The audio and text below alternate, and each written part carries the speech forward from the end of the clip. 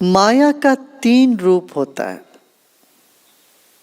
महामाया, मोह माया, योग माया करके।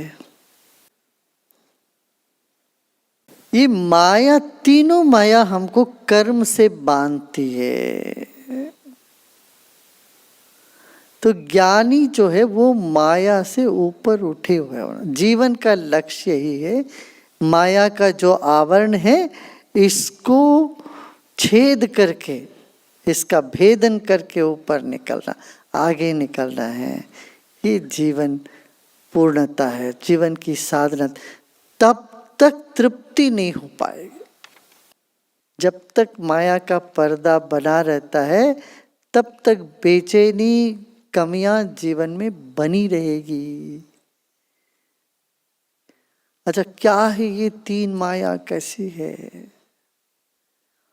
मोह माया सबसे पहले लेते हैं। अब तो अपना तो भाषा में ही कहते रहे, मोह माया में फंस गया, मुझे ये चाहिए, ये चाहिए, ये चाहिए, लोग मुझको ये कहें, ये कहें, ये कहें, ये ना कहें, ये ना कहें, ये ना कहें, ये सब मोह माया है।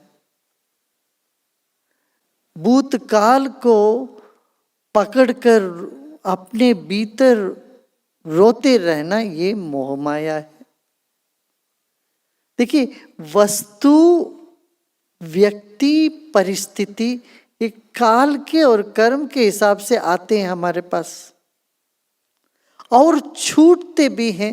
वो छूटे तो रोते रहना और हाथ ना लगे तो उसके लिए आशा करते रहना, आशा लगा के बैठे रहना। इससे कर्म को हम बांधते रहते हैं, इसी को मोह माया कहते हैं।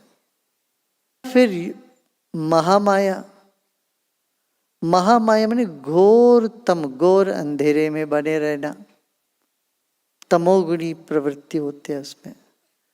मोह माया में है रजोगुणी प्रवृत्ति है, योग माया में सतोगुणी प्रवृत्ति।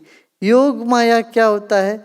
अपना ध्यान में या कुछ अच्छा कर्म हम करते हैं, उसमें इतना लगाव, उस लगाव की फिर राग द्वेष बनाते जाना। और योग माया में ये क्या है? ये है कि हमको कई तरह की भ्रम पैदा हो जाए,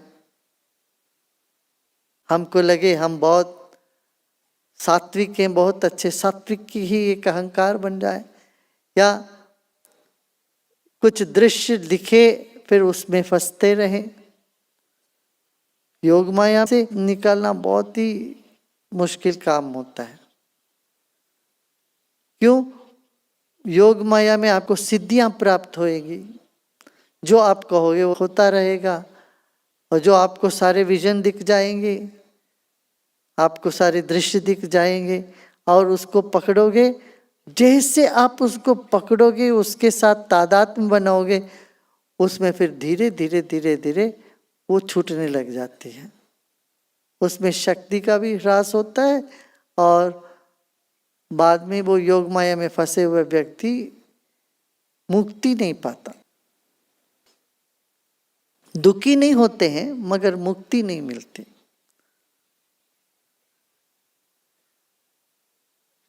योग माया का वो है। और योग माया से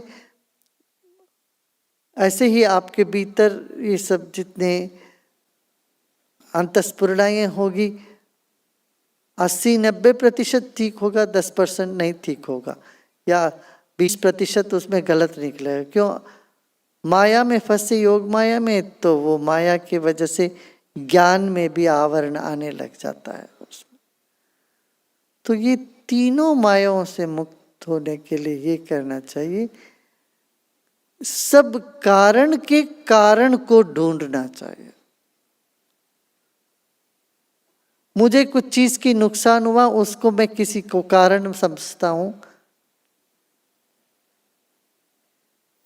ये जो कारण समझते हैं, अरे मेरी नौकरी चली गई, इसका कारण मेरा मैनेजर था, तो तुमने मैनेजर के साथ कर्म बांध लिया। मैनेजर का क्या है हैसियत है तुम्हारी नौकरी छुड़वाने के लिए? तेरा कर्म की वजह से वो छूटा है। ये तुम जान लोगे अरे मैनेजर तो सिर्फ एक पोस्टमैन था भाई, मुझको मिलना था वो मिल गया सजा। ये सोचोगे तो कर्म से छुटकारा होगा। मगर तुम किसी को तुम्हारी सुख दुख का कारण समझते हो, तुम फिर बंधन में पड़ने लगते हो, कर्म बनाने लगते हो, कर्म बनता है इससे।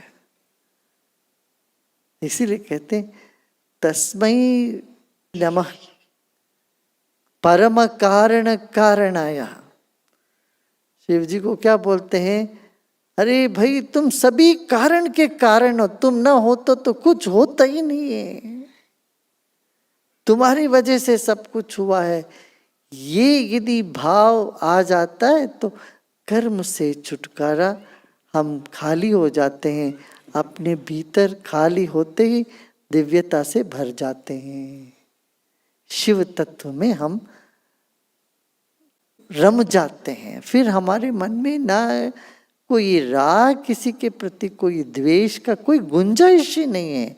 अरे परमात्मा ने ये कराया, जो कुछ भी मेरे साथ होना हो ये परमात्मा के द्वारा हुआ, ये समझ लोगे तो एकदम कर्म से मुक्ति, भय से मुक्ति, दुख से मुक्ति,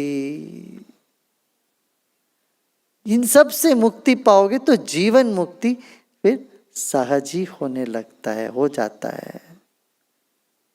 है ना। तो ये इतना समझो, कर्म के गति के कारण तुम चाहते हो किसी को अच्छा करना, नहीं हो पाएगा यदि उनका कर्म ठीक नहीं हो तो। ऐसे ही